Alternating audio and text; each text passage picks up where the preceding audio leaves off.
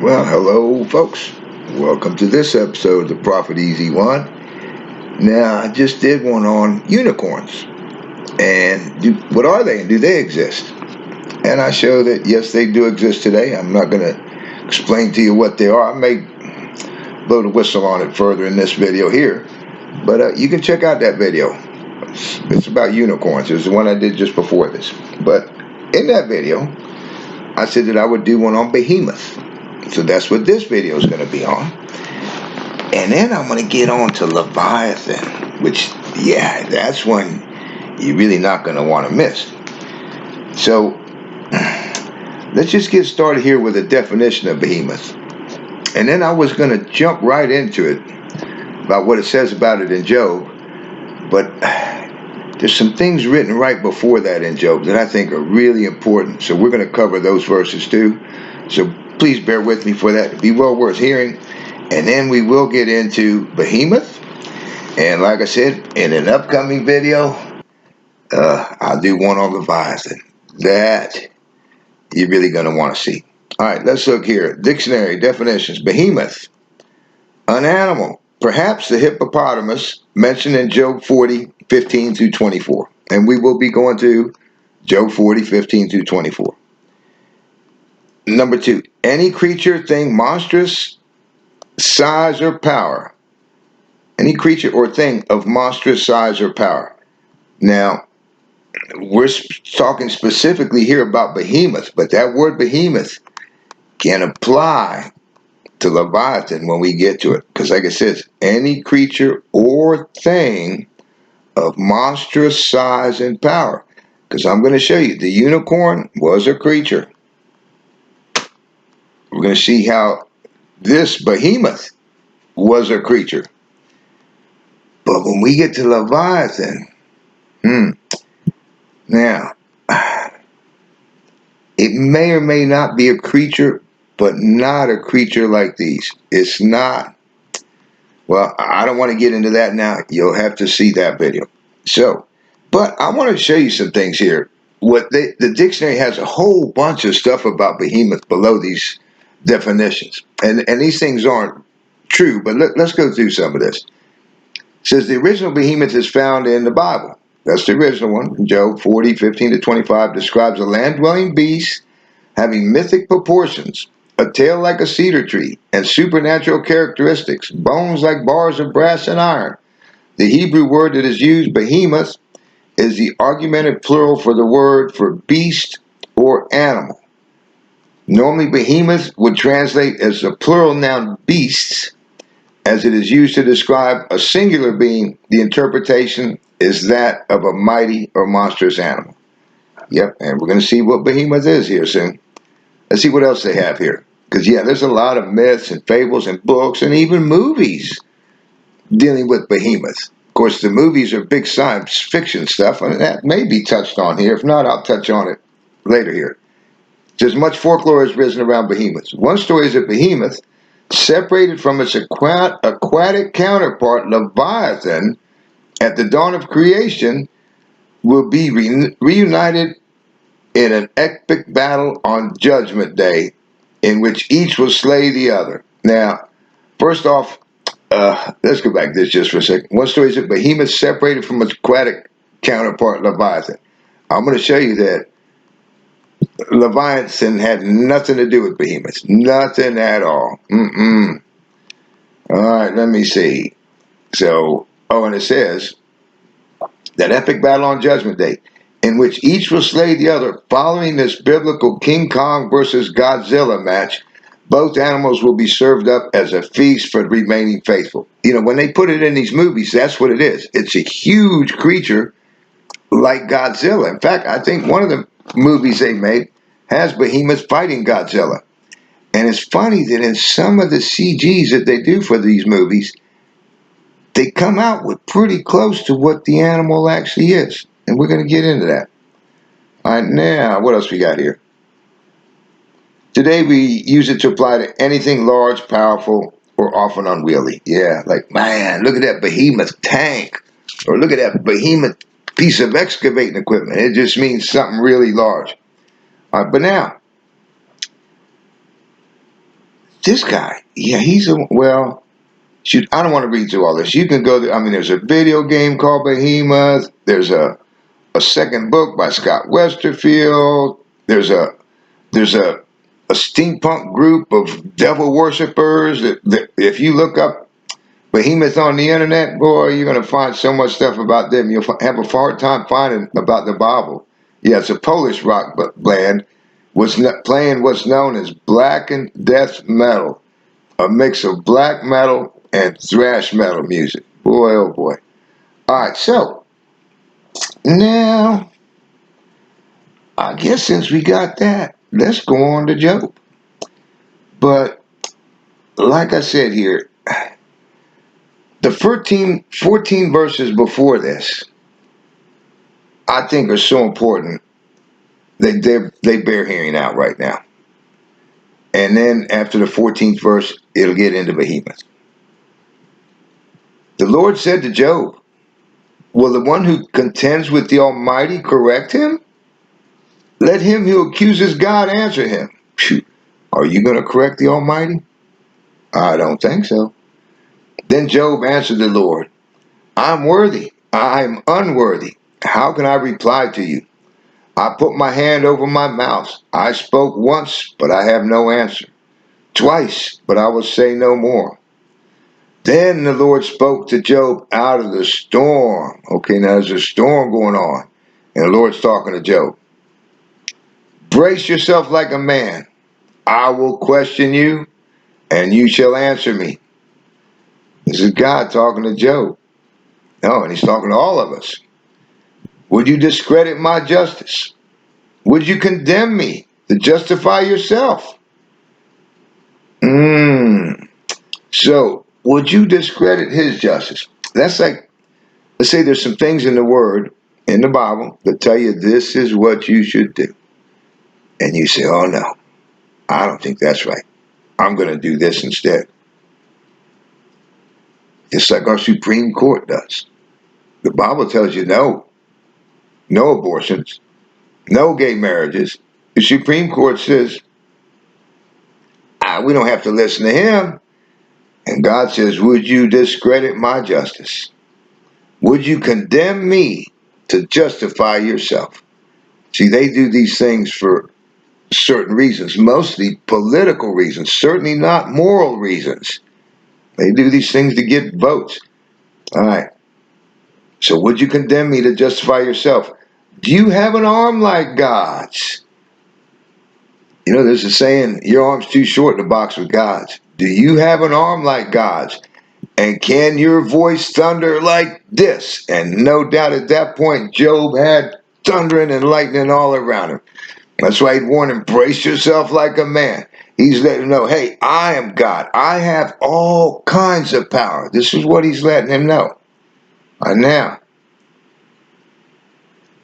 he says, then if you can thunder like this and do those other things, then adorn yourself with glory and splendor and clothe yourself in honor and majesty. Yeah, let's see you bring down lightning and thunder like this and create an earth like God has done.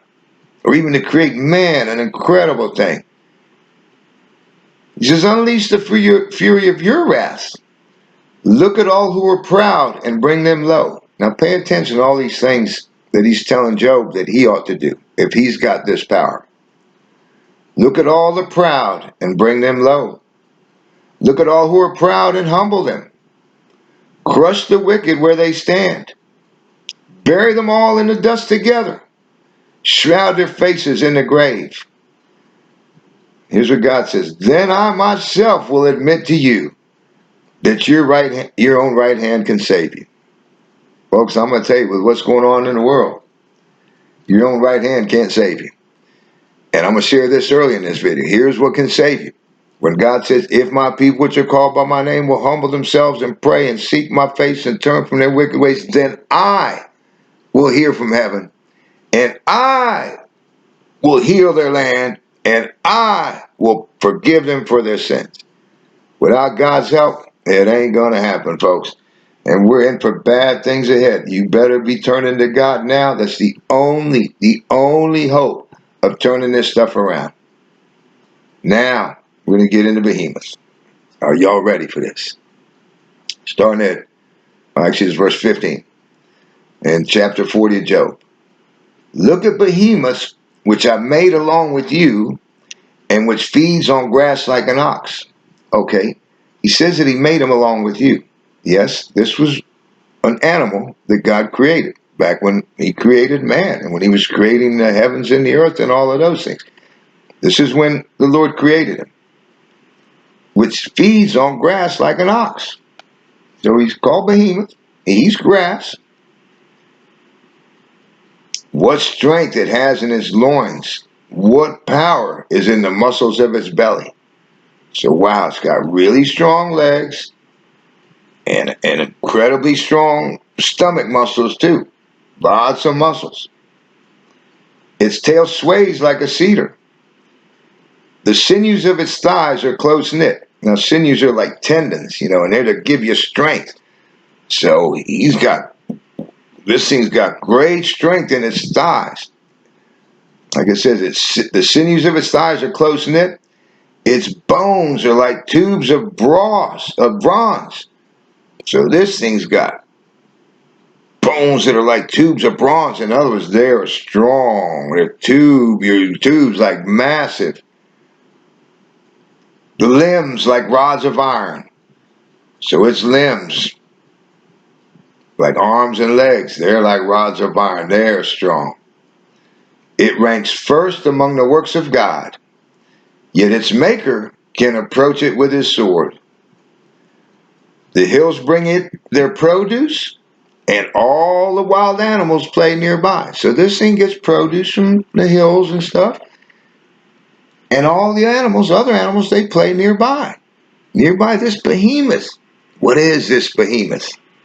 Remember that definition about it? Some kind of like a huge animal. Yeah. Okay, it says, under the lotus plants it lies, hidden among the reeds in the marsh. Yeah, we're going to get into all of that here and a bunch of what I've just said in a few minutes. The locals conceal it in their shadow, and the poplars by the stream surround it. So this thing must like hang near water and near these types of plants, the lotus and the poplars. And it says, and by the marsh and by the stream, a raging river does not alarm it. It is secure, though the Jordan should surge against its mouth. Can anyone capture it by the eyes or trap it and pierce its nose? Okay, wow. Now let's talk about what this really is, and then maybe we'll go back through some of that, and you'll see it even better. All right, now, what Behemoth is an elephant. That's what Behemoth is, and I'm going to give you some really interesting things about elephants, including that the lotuses, like it was spoken about here, they grow both in India, where we have the Asian elephants in that area, and in Africa. That's the places they're native to. And yes, the elephants do hang out in there, and the other animals do hang around them. Yeah, let's go through here first, just to cover that again, so you'll see this a little bit, and then I'll get into some statistics about them that are all going to help to verify this. All right. Look at Behemoth, which I made along with you, and think now of an elephant as I go through this, which feeds on grass like an ox. And actually, elephants, they eat small branches too, and they take leaves out of trees and fruit, but they'll also eat the grass like an ox. What strength it has in its loins. What powers in the muscles of its belly. An elephant has, we're going to get to that, about the amount of muscles that an elephant has. It's incredible compared to us. And we're going to talk about a bunch of things about elephants that's incredible. Yeah, and why his legs are like they are too. It says, what strength it has in its loins, what powers in the muscles of its belly. Its tail sways like a cedar. Now, that's not saying it's as big as a cedar. It just sways like a cedar in the wind. The sinews of its thighs are close knit. Like I said, once again, his legs are strong. Its bones are tubes of bronze. It's not talking literal here. It's something, an idol that somebody made, with bronze uh, bones and its limbs like rods of iron. Man, if you don't think an elephant's legs are strong, I don't know if you've seen them kick people and things. Oh, and by the way, you know what all that, this is just a little funny thing to toss in here. You know what all that black stuff is between an elephant's toes, between his toenails? Natives, slow running natives. Yeah, an elephant that outrun you. And let's get on with this here. All right. It ranks first among the works of God. It's the biggest land animal that we have. Yeah. We have sea creatures that are bigger, but it's the biggest land animal. And yes, its maker can approach it with his sword. The hills bring in their produce, and the wild animals play nearby. We already spoke about the wild animals. Now, there's basically three kinds of elephants, too. You got the African, which are the biggest, the Indian or Asian, which are the second biggest, and then you got the forest elephants, which are smaller. Yeah, and they pretty much live in the forest. All right, now, like I say, all the animals play nearby, because other animals, they're not scared of elephants, unless you're the watering hole and an elephant's bringing the herd there, and she don't want to be bothered. She don't want to have to be looking around that somebody might be taking one of their babies.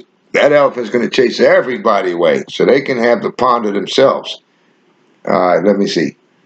Under the lotus plant it lies, hidden among the reeds in the marsh. I'm sure a lot of y'all have seen like where people are on safari or even walking. It could be in India or in Africa. And a lot of places in Africa, they're terrified of elephants because they can and do kill people.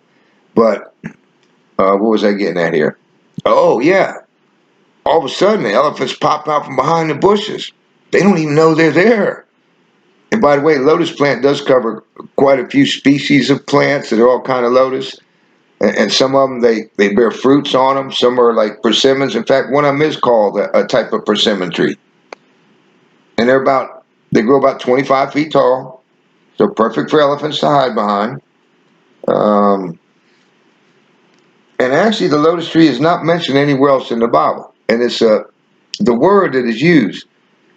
It's a little bit different. And some Hebrew scholars translate it to a shady tree. It doesn't matter. Either way, it works. That's what the elephants do. In the heat of the day, they get into the shade there. All right. Um, so under the lotus plants lies hidden in the reeds among the marsh because they get real hot. They're out there, in the Saharan desert stuff. See, heat.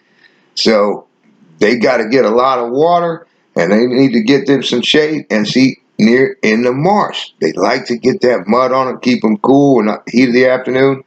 Since the locusts conceal it in their shadow, the poplars by the streams around it. Yeah, they're going to get all watered down and say, hey, let's take a break here in the shade by these poplar trees. And a raging river does not alarm it. It is secure, though the Jordan surged against its mouth. So even if the river comes up over its mouth, that elephant got no problem. He's got that big snorkel. He can keep breathing. He ain't worried about that river. He can make it across there. And by the way, elephants are good swimmers. I'll tell you, let me stop this just for a second and tell you an interesting story. Over there in India, they have elephants that they're like their bulldozers and stuff. They have them do work for them. And what they were doing was every Sunday, or I believe it was Sundays, was one day of the week, the animals had a day off, and they took them all to go swimming. And the elephants loved it. Well, the rich big owners of the business would tell them, no more days off. We want full production. You work these things 7 days a week. Well, the elephants went on strike. They absolutely refused to work. They all got together and went on strike. So the natives had to go take them swimming. And once they went swimming, they went back to work. Wow, isn't that incredible? Even those elephants, they wanted their Sabbath day. Hey, look, we'll work for you all week, but give us a break. Interesting story, though. Let me see. They had a raging river, doesn't bother. Can anyone capture it by his eyes or trap it and pierce his nose? Now, if you look in other translations, you'll see that what's meant by can he capture it by its eyes doesn't mean put a hook in its eyes or anything. It means, are you going to be able to capture it while it's looking at you, while it's on guard and it's looking at you? Are you going to walk up to an elephant and say, hey, man, I'm going to kick your ass. Come on, let's go. You ain't going to make it. Yep. You're going to walk up to him and say, hey, come on, let's wrestle. You ain't going to make it. All right, now let's get into some interesting things that you probably don't know about elephants. And like I said, the next video, you're going to want to see that when I get into Leviathan. But let's see if I can read my own writing here. All right. Well, elephants, first of all, I did that video on, I'm going to give it away, unicorns, which are rhinoceros. And they're big and heavy and massive. And they talk about their strength and will it pull a plow for you and all of that. Well, an elephant weighs over double what a rhinoceros does. Over double. This is Behemoth. He's a one big, powerful beast. All right, let me see. Yeah, the smaller ones, well, put it this way, the forest ones go up to about 6,000 pounds. The Indian ones, and I know this is much more, yeah, because I saw some other stuff. Here, in this thing, they were saying 8,800 pounds, and the African elephants, 13,000 pounds. But I saw where they do have them in India up about 12,000 pounds. So they are huge. All right, now, a baby, when it's born, at birth, weighs 200 to 300 pounds. At birth. That's more than I weigh. Heck, and I've been around for a while. And see, they got to get up and walk right away. They got to have those strong legs right off the bat. I mean, they got to get up, come out of the birth canal and turn around and stand up. They got to bench press, 150 pounds on the front and 150 pounds on the leg press in the back just to get up, just to stand up as a newborn. They're strong, powerful animals, folks, for sure. Let me see here. Oh, and the elephants, depending on where they're from, I just gave you the weights. They're anywhere between 8 feet 2 inches and 13 feet tall. That's really tall. Yeah.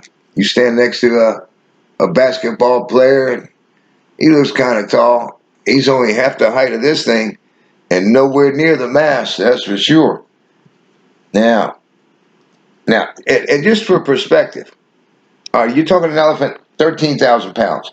The average car weighs about 4,000 pounds. So you're talking 3 times as much as an average car. And I don't know if you've seen like where these people on safaris and an elephant maybe that's in musk comes up and gets pissed because somebody's sitting there staring at him. They would take a car and roll that joker over and over and over like a toy. Oh yeah, they'll toss it around like a bicycle. All right, let me see. Now, they walk real silently. These are just some things I'm going to let you know about it. Because they have very soft pads on their feet. And that's to deaden the sound and to help prevent slippage, for better grippage. Yeah, and that's why you don't even hear them when they're walking around. It ain't no big thump, thump, thump. Like you'd imagine on these movie show if it is Godzilla or T-Rex or something like that. You always hear thump, thump, they're coming, All right, let me see. Oh, this is something even in elementary school, I used to wonder, why they call a lion king of beasts? Now, I could see some reasons, which I won't get into here. But when it comes to actual physical prowess in the jungle, that elephant is the king of beasts. Yep. A single lion, die trying. He would never have a chance. A full-grown lion against a full-grown elephant? Not against that behemoth. All right, let's see what we got here. Yeah. So, yep. I've always, even back then, I said, man, why do they call the lion king of beasts? It should be the elephant. He ain't taking no crap. Oh, and if you are attacked by an elephant, people might say, hey, just have a mouse with you or have some mice. They say elephants are afraid of mice. Well, finally some people did study from a circus, and the 2 trainers went in with handfuls of mice, and they said the elephants just look bored. Like, what the heck's going on? And others, without running any tests or anything, what a lot of the suspicion has been, that the reason they might be afraid, although this has been discredited, is that elephants generally tend to lay with their trunk on the ground. And a mouse could get up in there and cause them problems. But no, the elephant has the power to exhale that, just blow that mouse across the room, smack him up against the other wall. And what they say really is the biggest thing is that usually if a mouse darts in, it startles the elephant. He's worried, hey, is this coming to attack my feet? I don't want to bite my toes. So they're not really afraid of them. So I don't recommend you take that to protect yourself if you think you might be getting attacked by a big bull elephant. Yeah, that mouse thing ain't going to work. All right, let's see what else we got here. Oh, man, remember I was talking about how the muscles of their belly? Let me see. Oh, yeah. Their trunk alone has 40,000 muscles in it. I don't think we have that many in our whole body. A friggin' elephant has almost 40,000 miles just in its trunk. And just think how powerful that thing is and sensitive. Like I say, you'd have no chance wrestling or boxing against that thing. And I don't know if you've seen the videos. They're very smart, too. I've seen them where they want to chase away a rhino. It'll grab a branch from a tree and throw it at it. I've seen where they've taken branches and swung them at people. Yeah, when they don't want to be bothered. Hey, if they don't want to be bothered, don't look at me to bother them. I don't want to end up as that white stuff between their toes. All right, now. So 40,000 muscles there. And their gestation period when they're having a baby, for you women who think you got it bad with 9 months, these things got to go 22 months. But a couple other things about that. Elephants, they use certain types of clay that they eat that help with their digestive system. And all the times when they're pregnant, there's a particular plant that they eat that's a pain reliever. Yeah, see, they even know about medicinal herbs. In fact, that's how humans learned a lot about herbs, is from watching animals. That's how I've learned about certain edible plants, from watching animals and what they eat, like rabbits and other stuff. Taught me a lot better than any book I could ever read. Instead of looking at drawn up pictures, hey, I saw the real thing. All right, I forget what I was getting at here, but let me look back. Maybe, let's see. Oh, yeah. Takes them 22 months. But like I said, they have herbs that they eat when they're pregnant that help get rid of the pain. And actually, my understanding is some of these lotus plants have a couple of sedatives in them. So they may enjoy those when they're relaxing in the afternoon in the hot sun. Yeah, if they can get underneath the lotus trees and get a couple of those to help relax them. Yeah, man. All right. Now, they'll drink 25 to 50 gallons of water every day. Wow, they tell us to drink whatever they tell you, 2 or 3 quarts. Man, these are drinking 25 to 50 gallons a day. And they eat 200 to 300 pounds of food a day. Aren't you glad they're not carnivorous? Boy, they'd be eating a person and then some every day. Wow, I'm sure glad they're not carnivorous. And here's another interesting thing. On the African elephants, they use their ears to help cooling because that's where the skin is thinnest on the bottom. The skin on their ears can be as thin as 1/10 of an inch, and they have blood vessels, lots of them in there, and they flap it to help cool them. Plus, the fanning of the leaves helps to cool their body. I mean, of the ears. But in other parts of their body, especially their back, the skin's up to an inch thick. Now, that's to help protect them from the sun. And we'll get maybe into something else that's interesting about that and how they control their temperature. But let's see, what was I getting at here?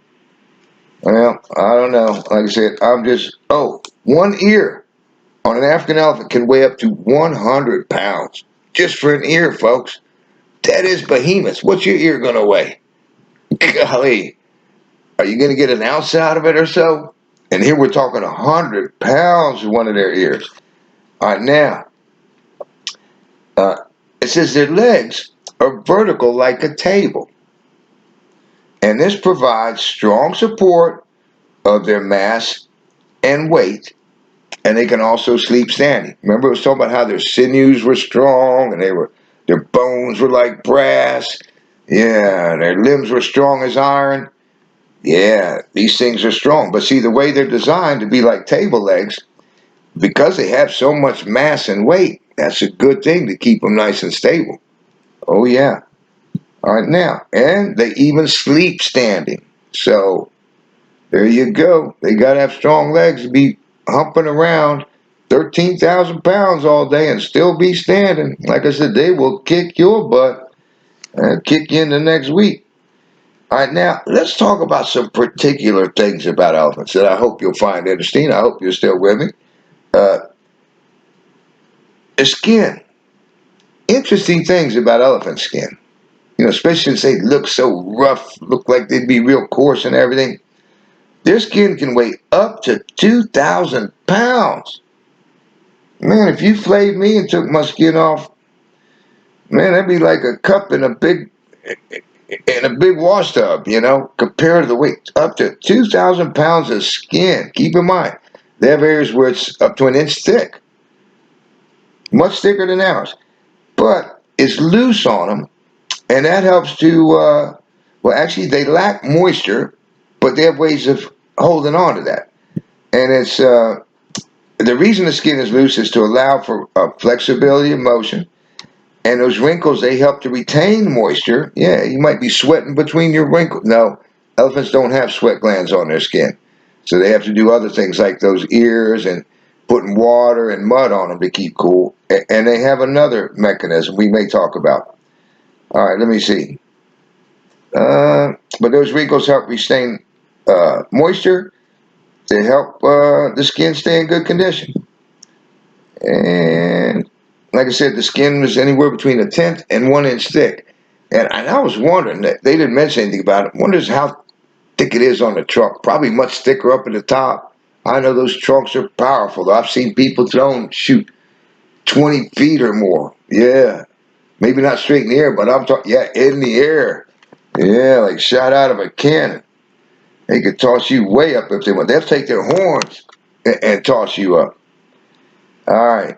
Now, so skin. Let's get back to the skin. It says, despite its rough appearance, it's actually very delicate and soft to the touch. And elephants, where they do have glands, they have the musk glands, and they have another gland on their face, which I'm not 100% sure what that is or for. But they also have, well, I guess they got tear glands, and then their sweat glands, though, are primarily around their toenails, like around their cuticles. That's why oftentimes elephants will have wet feet. But isn't that something? Huh. Hey, maybe that helps keep the soil cool beneath them, too. But yeah, that's mostly where they perspire from, is from around their toenails, which are quite large, by the way. All right, what else we got here? All right, let's talk about their teeth. Now, of course, they have those tusks, which are teeth, and that's why for so long, since the Europeans went to Africa, and even before that, even back in Solomon's time, they were making things out of ivory. You know, they were taken from the elephants. But one of their molars can be over 8 pounds. A molar from an elephant, over 8 pounds and 10 to 12 inches long. Wow, once again, aren't you glad they're not carnivorous? That's some big teeth. 8 pound teeth, 8 to 12 inches long. Yep, once again, I'm glad they're not carnivorous, and I'm glad they wouldn't live around here trying to hunt me down. And I used to tell this one a lot up in D.C. You know, we talk about how they hang around the lotus trees, the shady trees. Have you ever seen an elephant hiding in a cherry tree? You ever seen one hiding in a cherry tree? Of course you haven't. It's a good hiding place, isn't it? Yeah. All right. I used to tell that when we'd go down around the D.C. around the cherry blossom festival time. Okay. Let's see. All right. Yep. Like I said, good thing they're not carnivores. Now, what they only have, they have four of these molars.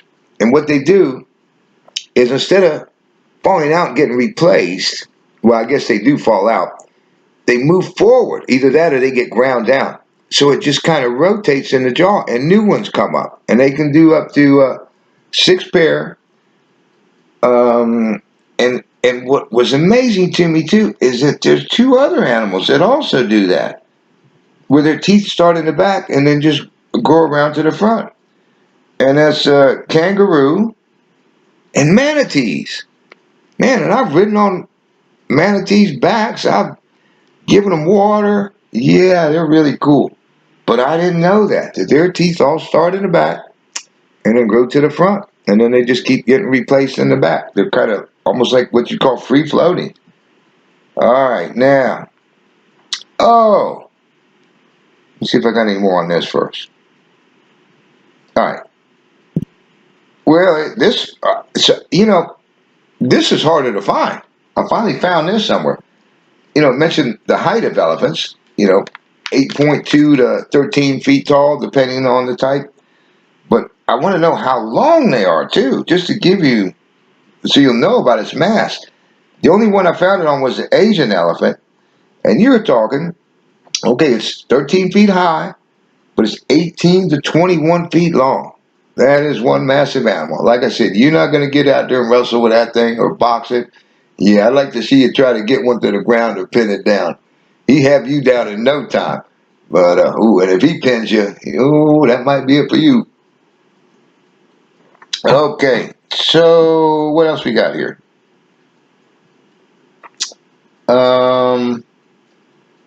Yeah. Well, I want to mention this first. Consider this, too. The word mammoth, like woolly mammoth, which is what they do have in that museum that I like of natural history. It's not a real one, but it looks real, and it's massive in there. So you got woolly mammoth, and you got behemoth. I wonder if there's any relation there from the name. But folks, yeah, that's what behemoth is. Behemoth is an elephant. And there's one other thing that I wanted to mention. Oh, yeah. I've touched on this before in some of my videos about deceptions, even in the Bible.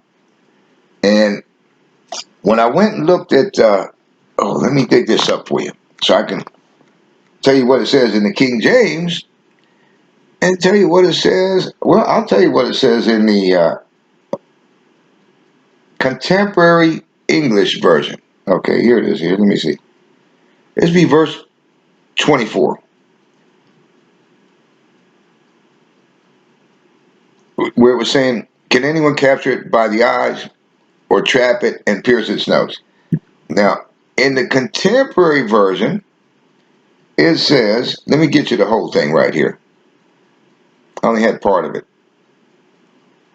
There's no way to capture a hippopotamus, not even by hooking its nose or binding its eyes. Now, of all the versions I looked at, that's the only one that stuck that word hippopotamus in there. And where it came from, I don't know. But it's not describing a hippopotamus. The tail swinging like a cedar wouldn't even work with a hippo. If you've ever seen them, like when they're pooping, they got this little tiny pointy tail that just and just scatters the poop all over the place. You don't want to be anywhere near behind one of them when they poop. So, folks, I showed you what a unicorn is. Now I showed you what behemoth is. And then in Job, it's going to get into Leviathan, another huge creature. And I've searched before a couple of times. And I did it the other day because I've been prepared to do this a long time. I'll go ahead and get it out to you. But I don't see any sermons on it. Nothing that's right. Let me put it that way. There's a lot of people have some pieces of interpretation of it. And pretty much they're all wrong too.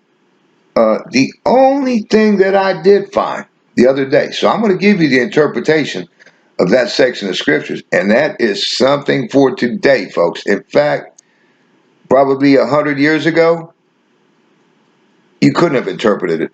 No, I don't think you could have 100 years ago. I'd have to go back through it again and see. But today you can't, because like I said, so many of these things, like some of what I've shared with you, like on my video about Ezekiel's wheels, these were saved up till the last days. You would not have understood it any time before that. And that's why even one of the disciples in the New Testament said that when he was talking about those things that I share from Ezekiel 1, that he said they basically that they could not talk about it at this time because it wasn't time for it to be revealed yet. So now, yeah, it's time for me to show you what Leviathan is in the Bible. And like I said, you might be really surprised. And of course, people make all kinds of movies about that and write books and make drawings of what it is. Well, I'm going to show you is none of those things that they're showing. And the one thing that I did find, I guess it was yesterday or maybe this morning, I looked just a little bit to see if anybody had anything even close to it. And actually, I was amazed. There was a guy who wrote a book in 1651, I believe it was. I don't recall his name or anything. But he's kind of got it right. He knew that it wasn't talking about an animal, a living type creature like, say, a rhino or an elephant. So, yeah, folks, you're going to want to see that video about Leviathan. That, unless something else big comes up, that'll be the next one I do. This one I can't go upload now. It's too late. For some reason, I can't tie it into my phone anymore. So I'll get this uploaded tomorrow. Sorry it went so long. I already told you before what you need to do to change things. That God said if you can do it yourself, and basically he'll let you know, okay, then you're a God. You're not going to change it. We're not going to change things without God's help. And especially when you hear what Leviathan is, that's where we really need God's help. Because you will not be able to do it on your own. That's for sure. So folks, do stay tuned for that one. You know, if you haven't subscribed, subscribe. Share the videos. And definitely see some other ones. You know, if you haven't seen them, man, there's a lot of videos that I have. You're going to get things that you're not going to get elsewhere. They're worth checking out. Meanwhile, the big thing, keep reading your Bible, praying, and stay away from your sins. All right, folks. Hopefully I'll catch you on that next one with Leviathan. And then I have a bunch of other good things coming up, too. All right. Later.